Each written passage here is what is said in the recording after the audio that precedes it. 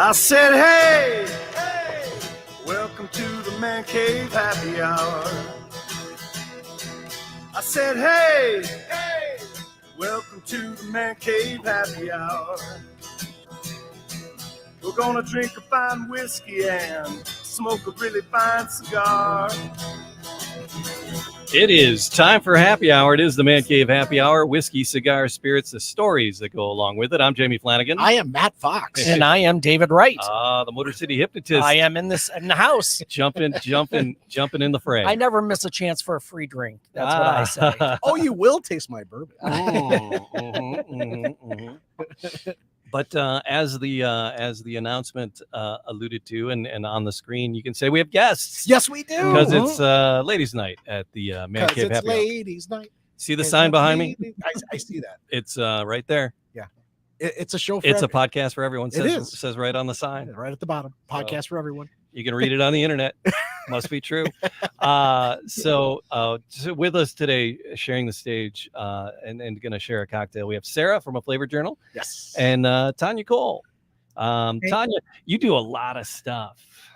A lot of stuff. So I was like, but we want to talk about your most recent bourbon adventures and the Stave and Thief. Sara, let's start with you, though. How's everything with you? Things are great. Things are still busy. Yeah. Doing a lot of traveling this summer. I actually just flew back from DC earlier this afternoon. So it's been a little bit of it's been a busy summer, but it's been nice. It was a scorch out in DC, man. You were in DC with the restaurant? Is that a correct? No, statement? it was just kind of like a trip. We have friends that live there, so we went to just go hang out for a little bit. But yeah, it was like 98 there today, and then we came back home to like 100 degrees, and I was like, oh God, there's no reprieve. So busy. Hot. So we're going to do a cocktail in a minute. Which one did you recommend that we decided we were going to go with? So I recommended the Boulevardier, and last time we did like an equal parts kind of cocktail. Yeah. I'm going for the same thing. I just really love this cocktail. Make it easier on us. It is. Yeah. It's walking and chewing. We don't need measurement cups and. No. I'm to understand there is no math in this podcast. And then how do we say the name of that cocktail again? Mr. Belvedere. What is this? Boulevardier. Okay. Boulevardier. I always see it and I think Mr. Belvedere. We could call it that. I mean, whatever you want to call it, really. Yeah, whatever you want to call it. On Woodward Boulevardier. Boulevardier, yes. Isn't there a drink called the Belvedere? There has to be. I'm somewhere. sure there is. I just wonder. Is because the link you sent me wasn't on A Flavor Journal. Is because you said it's one of your faves. So that's got to be on the to-do list, huh? Yeah. Get a Boulevardier on the Flavor Journal. No, totally. Because I pinch recipes from A Flavor Journal all the time. So all right, but Tonya. Wanted to talk to you about the Stave and Thief. We'll get to that because you're a bourbon steward and you went through the Stave and Thief training, and I want to hear about that. But you're also you're working with a brand, right? You were just in Bardstown, just having fun and doing a tasting. But is there a brand that you're working with? You guys just released a barrel. There was something that you did just recently. So what do you have going on that you're representing and working with So I am not working with a particular spirits brand. I am a local ambassador here in Atlanta for both Black Bourbon Society and Bourbon Women Organization. Okay. But I think what you're referring to is the Scofflaw Backyard Bourbon Battle event. Yeah. So it was Scofflaw, which is a brewery, their first annual bourbon battle event, and they happen to have access to a ton of Kentucky sourced bourbon barrels. And so 12 teams went in. We got a chance to taste through 14 different barrels, come up with our own signature blend, and then offer them to the general public at this bourbon bash event. We had barbecue there, we had bourbon there, we had beer there, all kinds of stuff. And then the general public voted on their favorite blend, and our team, the conglomerate, won. So I guess won. we're representing our own brand, if you will, I guess. What were some of the highlights that they really enjoyed about your the picks that you did? Well, I think the fact that the biggest highlight, I think, for us was that it was all blind tasting. So, in and of itself, that's a task, and that's a challenge. But I think with our particular blend, those that had a chance to visit our stand enjoyed that it paired really well with barbecue brisket and a barbecue sauce that was on hand there by a James Beard award-winning chef. And it also paired well with Scofflaw's IPA, which was called Pog. Wow. And so we were able to offer those pairings to guests, and they really enjoyed it. So you had me at barbecue. So yeah. And the highlight, of course, was bringing home the big, heavyweight belt. Yeah. So tell me, what do you know about Scofflaw? Or do you work with them frequently, or? I don't know a lot about them. He stopped in for an occasional beer. So, okay. So yeah. these barrels that they got, were they like orphan barrels, and they're going to turn them into their own thing? Is that what it was? You said I guess you could kind of consider it that. We do. They do know the names of the particular brands that they have there on hand. Okay, but they just weren't saying it. But I guess they were orphaned and now picked up by Scofflaw. So if you go on Instagram and look up Goat Mob Official, you could find out a little bit more about their Bourbon and Whiskey Society there and what they're doing with the barrels that are on site. All right, cool. Great. That's very cool. Yeah, because I knew you won an award, and that was for something you blended and picked, and that was I thought it was something that you were going to. So it was a one-time event. That's a one-time event. Hopefully they'll do it annually. Yeah. We did get a chance to release some bottles, and so we're pretty excited about that too. So the general public has some of those as well as all the team members that are in the conglomerates crew. Okay, so but now I feel like very outranked.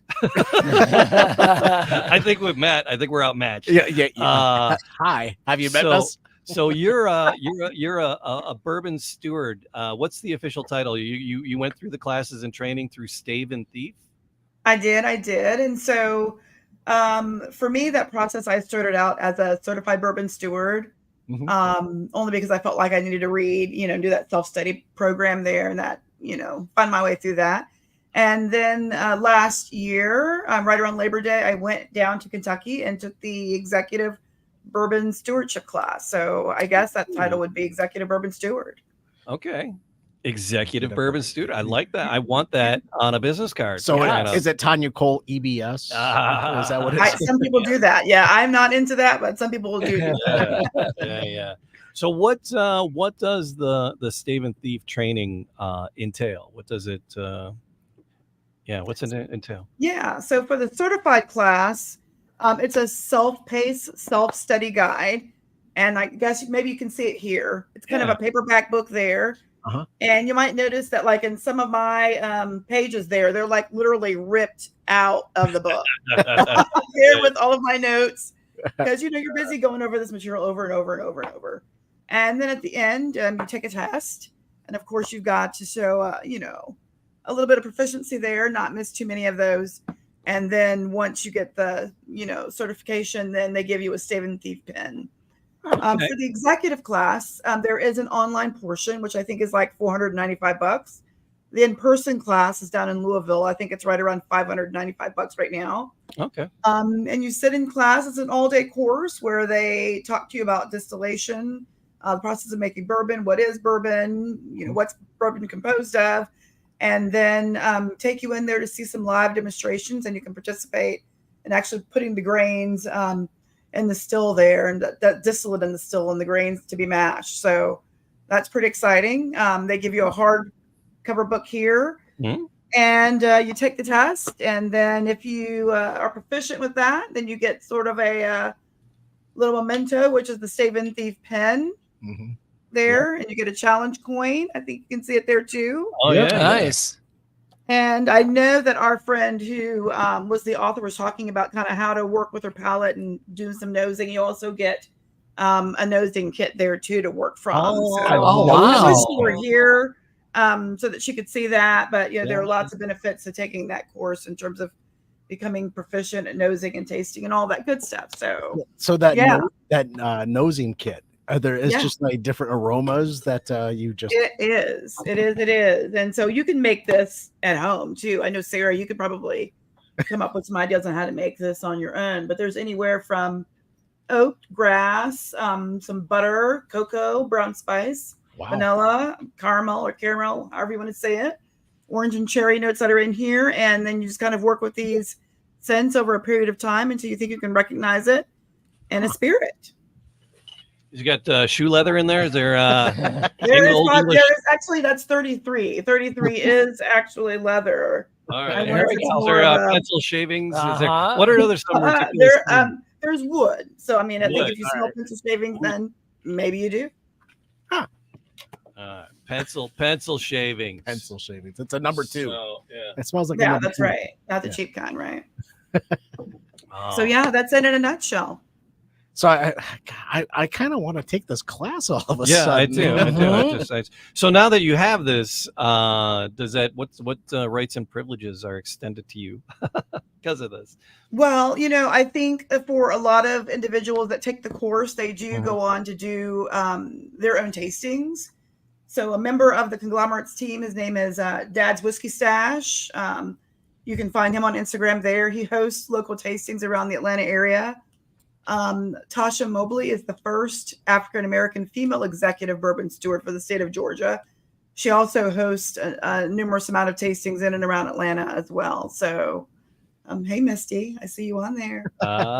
Checking in. That's so great. yeah, it gives you an opportunity. You can make a little bit of money if you want to. But for me, it's really all about the study and trying to hone my craft and help decipher what's in the glass when I'm sipping on it. Mm-hmm. All right, so you're part of those two societies, and you do you represent those two societies in there. What kind of things do you guys have going on in Atlanta? So we host lots of tasting, of course. I think Atlanta is becoming a new hub, really, for bourbon and whiskey companies. Okay. A lot of them are coming into Atlanta wanting to see what we're about and to try to get into the market because there's lots of money to be spent. So one of our first tastings with Black Bourbon Society was with a brand off of the Texas Whiskey Trail with Balcones. So Alex Elrod came down and did a tasting out of one of our favorite little haunts there, Grant Park Social. And over the past 2 years, there's Melody on there. Over the past 2 years, we've hosted over 20 tastings. And so I think as a group of bourbonites, we've come to hone our own palates and appreciate what we love and also appreciate what we don't love about whiskey and bourbon. There's always something you don't like, right? There's always something you don't like, and there's only one way to know that, it's to try it, right? Absolutely. All right, just to double back to the Stave and Thief. What's one thing that you learned that surprised you or you didn't know heading into it? Can you say the entire course? Probably. Really? Oh, okay. Really? Of course, right? Yeah. Most of us come into the exploration of bourbon and whiskey kind of blind. I mean, we're not distillers, and we're not farmers, and so you have to learn from the ground up on what you're sipping on. I didn't know if there was something in there. You're like, oh my gosh. Oh my gosh! I think the entire class is oh my gosh. Okay. So, I think we're all another still learning. Yeah. So someone tells you they know everything, then they're not telling the truth. There you go. That book is a page turner, Jamie. Just gonna say, once you start, you can't stop. This is all right. I think this sounds like a good idea for us to head down as a group. I'm do thinking. the class all together and then do a podcast while we're there. I want a pin. You want the pin, right? You want the pin, but more importantly, you're there down there in Whiskey Row, so you got a lot of distilleries to choose from. Do they give group discounts? Is that a possibility? Yeah, we got. I don't think so. No Groupon. They might. They might. Just check on the website. All right. StaveandThief.com. Yeah. All right, but we got a cocktail to make. We were gonna share a cocktail with the ladies, and Sarah, you were calling up. You threw a couple of them at me, and I like the looks of the Mr. Belvedere. It's just officially that now, and I like it. That is that's what it's going to be called in I'm working on Boulevard a man cave cocktail recipe. Signature drink. That'd be fantastic, PDF. Right? And we can update, and people can just grab and all the cocktails that we've done on the show and the cocktails that we like and our adaptations of them. So how many of those? I think the Boulevardier. Neat. Neat. It's It's a lot like bourbon on the rocks minus ice. That's gonna be one of them. That'll be one of the recipes for sure. But Sarah, the Boulevardier, do you know anything about the origins or background of that at all? I honestly didn't read a whole lot about Okay, it. I just know fair that like it's I was just going kind of for that, like I said earlier, like the equal parts kind of thing. I'm a big Negroni fan too, and I just love that this is kind of like that, but with bourbon. And I just think you can get so many like variations kind of with it too, like depending on what bourbon you use. But no, I'm so sorry, I didn't actually. Oh, you're good. So, but I'm gonna make it here. okay. I'm gonna spill this. But do you have the recipe in front of you, Sarah, that you can bark orders at me?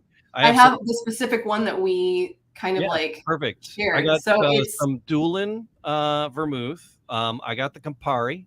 I went out and I picked up I didn't have Campari. I thought I had Campari, but I had Aperol. And I'm like, you know what? It calls for Campari. I'm just gonna get the Campari. What is Campari? Do you know what Campari is? It's another like bitter Italian liqueur, but it's so since we did Aperol last time, that's more kind of like a rhubarb forward, a little bit bitter, but it's more balanced. And Campari is just bitter, really. Okay. So it's kind of a nice balance with like the sweet vermouth and then. Yeah, so Doolin is a mid grade on the vermouth. I thought I had Cookie here, but I don't have the Cookie. It's like, oh, we got Doolin on the shelf. All right, Doolin will do. And then I'm doing it whiskey. I'm doing it with whiskey. It can whiskey or rye is what it calls for, and I'm doing some Buffalo Trace since I had some Buffalo on the shelf. So all right, so what you said, equal parts of this, or what am I putting in for this? I've always done equal parts, but this specific recipe calls for 1.25 ounces of bourbon or rye, which I'm not mad at. So we're gonna go a little boozier with it. So and he is making for 3 of us. So yeah, I'm gonna triple it up. So there's 3, and then 1/4 for each. Little bit more for Santa Claus. There it is. All right. So never gets old. August likes the equal parts cocktails too. He's missing out. He does. So I got to do 3 shots of the Campari to match the 3 shots of the bourbon. Did you put ice in there already, Jamie? I did. There's ice already in there. So we're just sitting there. Now you're talking Jamie. to me. I don't know if that was 2 or 3. That was that's 3. Right? Yeah, I know. It's like walking and chewing gums. Can't do it. Don't make me count to 21. It won't be pretty. All right, here we go. There's one. Tonya, have you ever had the Boulevardier?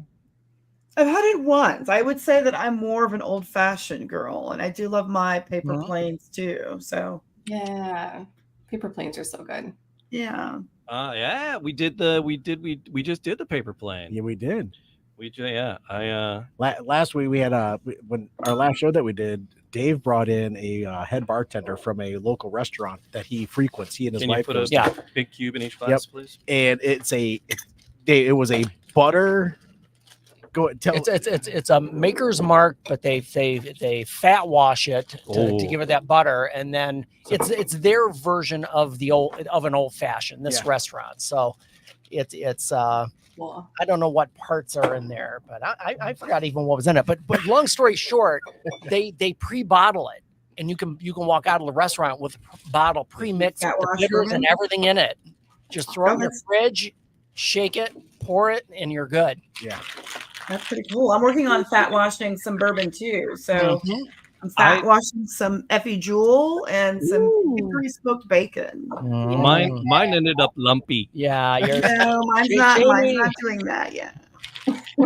Why lumpy? That's scary. It was I didn't filter it enough as well. Yeah, right. Yeah, it was chewy. Yeah. I tried to do the bacon infused washed bourbon. Did I do Makers? I think it was Makers. I think you did. Because the recipe I called for was Makers. All right, I'm getting fancy with the orange. All right. It's got the orange garnish. Well, Josh was in last a couple times ago. Glasses, guys. He showed you how to express the orange peel. Thank you. Yeah. You're not going to spank the glasses, are you, Jamie? Yes, he is. No, I'm not spanking. Thank you. I was spanking it. But I am making I'm gonna make them fancy. So I got my my vegetable peeler. No, but here's the trick, right? Then you grab the scissors. Oh, you're And gonna then you square it off, right? Okay. So it looks all fancy. It's not just that random, right? So you got a nice fancy uniform. Beautiful. I was at a bar and I saw the bartender do that, and he like whipped out scissors and he went sip, and I'm like, oh, guess what Daddy's buying for the studio? We're getting some scissors to be able to get that. I can't get that off. Matt, can you open it for me? I'll do my best. It's like the mayonnaise. I can't get it open. Oh, I did it. Oh, hey, all right, yay. All right. There's a first. Woo! Ooh, that's a nice color to it. That does. I was just gonna say I like the the red. It's supposed to be. red. I was gonna say it's supposed to be. Yeah, it's beautiful. It's supposed to be blue, right? Sarah? No, that's the Caraco. Oh, okay. Blue carousel. Yeah, Caraco. Yeah. Blue and red reference for me. That's It's the not cucaracha. Cucaracha. He's spanking. He is spanking the rim. All right, so you take it. We learned you like express the thing by doing it on that. There you go, David. There's Thank you, yours. sir. Perfection. All right, Matthew, we got yours coming up. All right.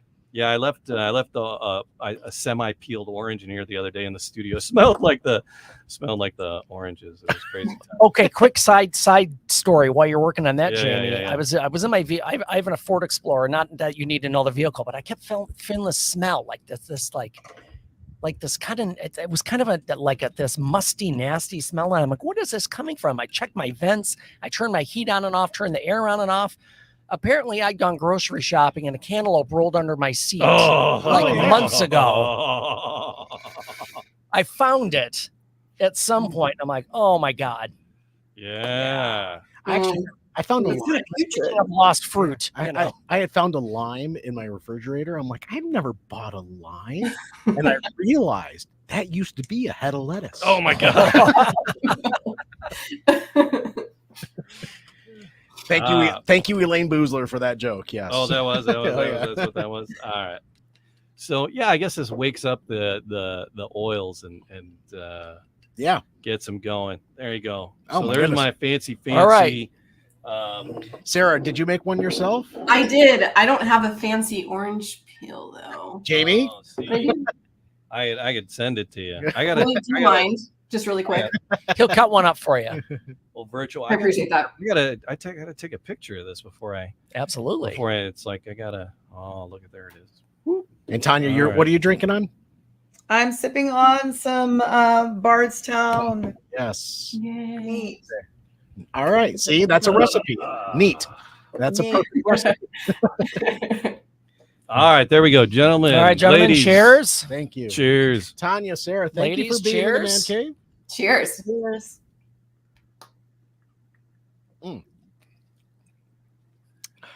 I get the bitterness of the Campari. And then the sweet.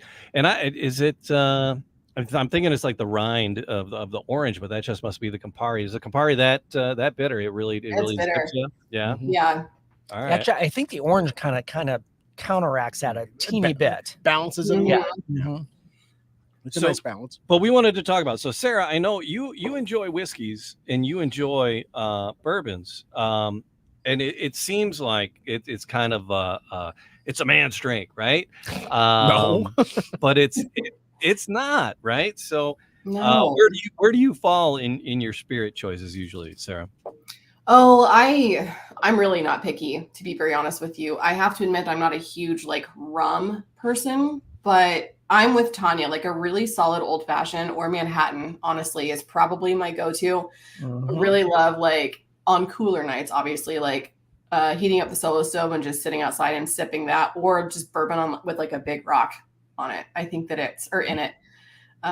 If you have some, there's some that are just really fantastic on their own and don't need anything clearly. So it's just kind of fun to just explore different options. But I'm not super picky with anything really. And I think that's part of the cocktail aspect of it. I love to try all different things because it's so interesting how you can find different flavor profiles that you would never expect to go together. And you're like, oh my gosh, this is delicious. So yeah, I just kind of fall all over with that. So, Tonya, you are in one of those societies. It's the ladies' society, right? What's the proper name of the? Yeah, it's Bourbon Women. Yeah, Bourbon Women in a Bourbon Women of Atlanta, or is it just Bourbon Women? Well, Bourbon Women is the national organization, and Bourbon Women Atlanta, of course, is the affiliate. Okay, all right. And then you're also the Black Bourbon Society. That's a little bit of everybody, the men and the women. What kind of breakdown of male female are you finding in that group? I think a few years ago they did like a demographic study, and it's pretty much even. Nice. Okay. That's awesome. Yeah, So what yeah, about the ladies bourbon society? Are you throwing the events? Can the fellas come to those too, or are you like really absolutely keep it strictly? Okay, good. Yeah, absolutely. We always have a guy at each one of our events, so the gentlemen are welcome. Okay, good. If this is a podcast for everyone, I would hope the event would be an event for everyone. So yeah, and even if it weren't, I wouldn't tell you. Right? Everyone's welcome. When is the next event that you guys have scheduled there in Atlanta? Yeah, so Bourbon Women Atlanta is actually hosting a blending experience on July 27th from 1 to 3 at Short Barrel Bourbon here in Atlanta. And in terms of national events, Bourbon Women is hosting the Symposium, which is August 15th through the 18th. And then Bourbon Boulé through Black Bourbon Society is going to be held August 29th through September 1st. So both great events. If you want to kind of get in there and see what the bourbon world's about and get down there on Whiskey Row and Louisville and nearby Lexington and wherever else you want to find yourself in terms of sipping whiskey, then check out those two events. They're major events for these organizations, and both are phenomenal. Right on. Misty, nice. Cheers. She's joining us for a cocktail. Yep. And then Melody is like brown butter bourbon. Yes, that's what that was. Right. The brown butter bourbon. Oh, so but yeah, the fat washed. I want to circle back to that, Tonya. How do you, because you said you're doing it at home, because I was like, well, I'll just cook up this package of bacon and I'll have plenty of bacon grease to do this. And it wasn't. Just one package of bacon was not enough grease expressed to really do the amount of what it was calling for the recipe I was trying to follow, which it was just my first folly in doing it. But I did get to eat a whole package of bacon. There's always an upside, right? That was pretty fabulous. That was I mean, that's pretty typical, isn't it? I do it all the time. I was having the meat sweats. But so how do you do your when you're doing this? Because you had a couple in brewing, right? How do you do? Yeah, well, you just scaled up your cocktail. I mean, I'm not willing to salvage an entire slab of bacon, nor can I eat it all in one setting. And I'm not willing to salvage it, to get rid of an entire bottle of bourbon in one setting either. So I scaled mine down. So I scaled it down enough for at least 2 cocktails to see, if I like the flavors that are coming out in the fat wash. And then if I do, then I'll make more. If not, then I'll move on. But that brown butter and that butter fat washed old fashioned sounds phenomenal. Mm-hmm. Yeah. I know there's a nice little bar here in Atlanta that does one with Wagyu beef, which is also amazing. It's a Himitsu bar here in Atlanta. They do it with Wagyu beef? They do, and it's amazing. All right. Wow. I'm just over here salivated a little bit. Don't mind me. Hello. Because we talked back, Tonya, we had you on a couple of years ago is when we first met you with a bourbon brand, and we'd hooked up with the guys at the Red Door in Atlanta. And the Red Phone Booth? The Red Phone Booth. Yeah. Oh, yeah. The Red Phone Booth. And Colleen and I went to Nashville, and there's a location there in Nashville, and we went to that.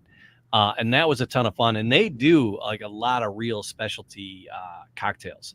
It's really some magical, crazy things they do with that. But the time it takes, though, Tonya, how long is that stuff that you're working on that has to sit now that you're fat? I mean, it's sat long enough. They only said, I think it was 18 hours in the recipe that I used overnight. It's good. Oh, okay. But I, went to Louisville over the weekend, so it sat there, and I'm sure it'll be just fine when I get to it. But yeah, that sounds like a Wednesday on tap right it there. will be fine when I get to it, right? But the Red Phone booth, I'm a member of that bar as well. But there's also locations down in Miami. There's a location I think near Dallas now. So yeah, definitely a place to check out, and that's where I love to get my smoked old fashions. Yeah, I'm curious. Can you cook with that fat with the fat that's left over? Can you cook with that?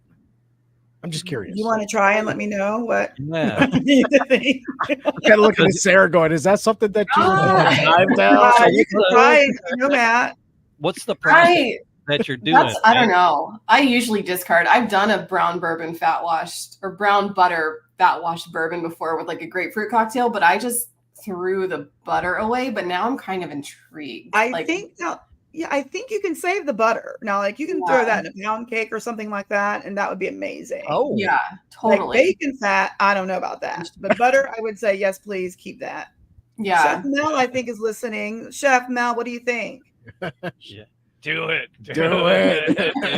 He said, Missy said do it. Missy said do it. I'm with Misty. Yeah. I'm on board. I like it. I'm gonna revisit. Oh, man. But yeah, I would say you can definitely reuse the butter. I'm not sure about the fat. Yeah. Maybe throw it on the green egg or something if you need some extra flames or something. Yeah, it's a good idea. Intriguing. Yeah. So this Campari is coming in at 24% alcohol.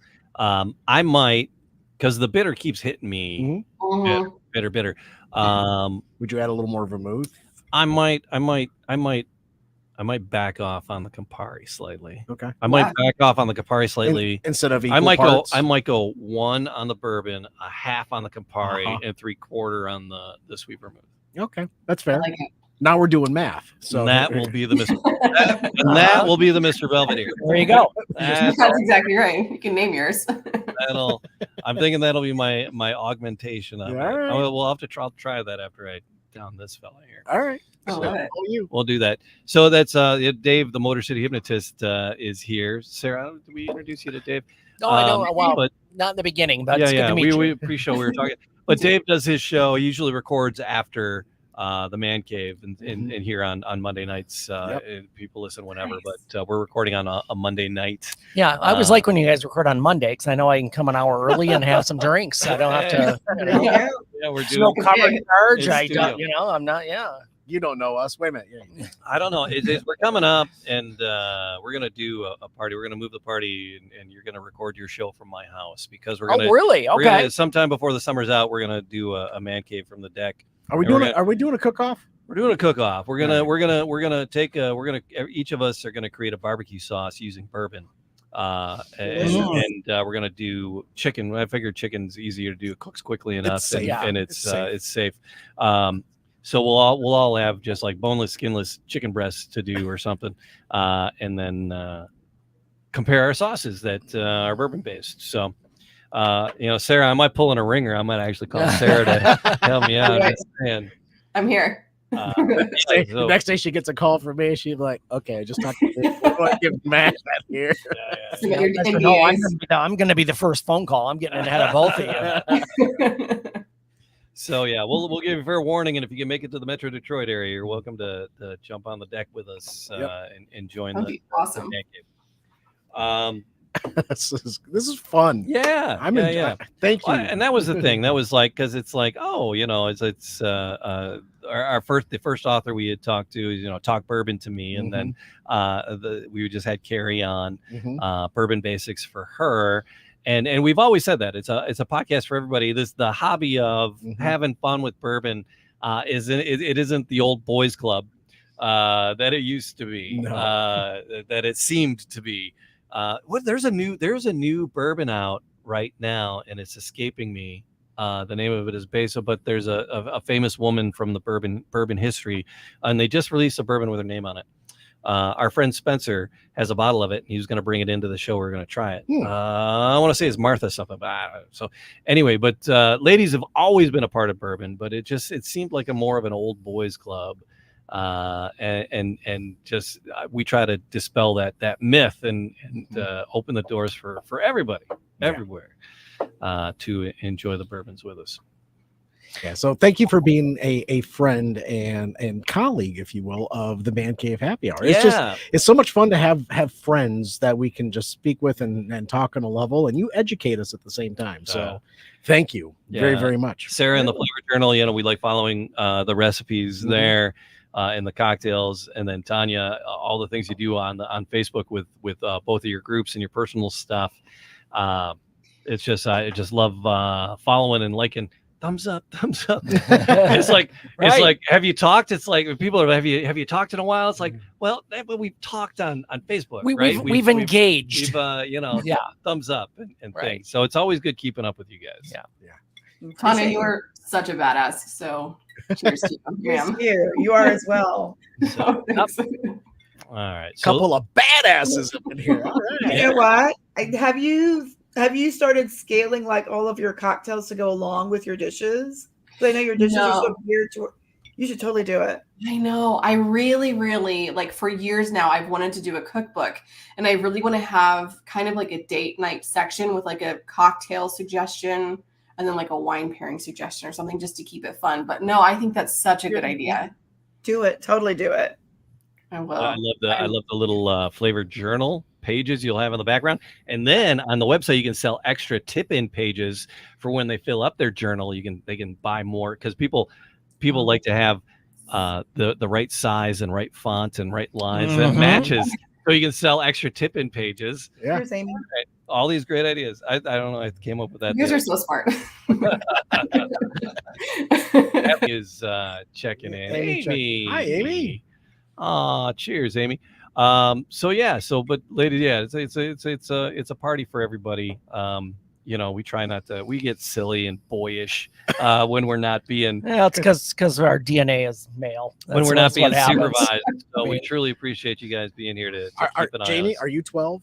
Oh, absolutely. Dave, are you 12? Not much over. I'm 12. So That's it. That is it for sure. All right, so we'll do it again. yes. Soon. Okay. So aflavorjournal.com. Tonya, is there someplace you like people to direct to? Draw your attention to Bourbon Women's website and then Black Bourbon Society's website. Both will direct you to local events as well as their upcoming National Boule and Symposium. So check that out. There's a third group called Women Who Whiskey. Check those ladies out as well. They're based out of New York. There just so happens to be an Atlanta chapter as well there. So touch base with those places if you're interested in joining groups of people who love spirits, whiskey, and bourbon. Love it. Women Who Whiskey. I like that. Just Fantastic. I'm all about the alliteration. That's my Yeah. jam. Yeah. Because I teach high school English, and I tell kids, it's like, you got to find your voice. What are you talking about? I go, well, alliteration's my jam, right? It's like it's that those first letters, those first sounds. You'll find that in my speech and my writing all the time. That's just how I do. That's my voice. And they're like, oh, and then they finally start to get it. So I like the Women Who Whiskey. I like the alliteration in that one. Very nice. Like that. And then a flavor journal, Sarah. Any updates on the website? Because I know you had some updates done on your website. You had somebody come in and kind of revamp a few. Any additional changes going on? Not at the moment, but I know we talked about doing another couple of bourbon cocktails. So I have a couple of those in the works that will be coming out soon. Nice. And then just more small batch, kind of like weeknight, easy summer recipes, since I really don't want to turn the oven on at the moment.